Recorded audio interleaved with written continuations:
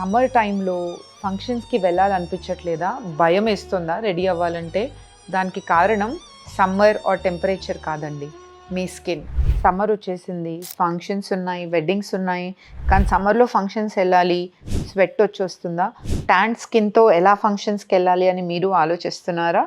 So అవన్నిటిని ఎలా overcome చేసి సమ్మర్లో కూడా హెల్దీ స్కిన్ ఎలా మెయింటైన్ చేయాలో చూసేద్దాం.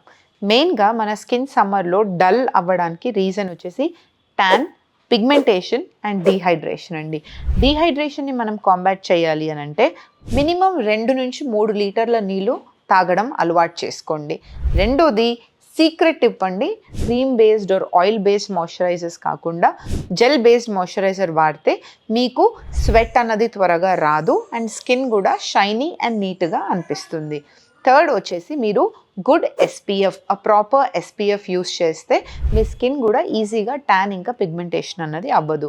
ఇంకో ప్రో టిప్ అండి, ఇవి కాకుండా ఇంకా కొంచెం స్కిన్ డల్గా అనిపిస్తే మన జింక్ క్లినిక్స్లో hydra facials and glow peels treatment లాంటివి అవైలబుల్ ఉన్నాయండి.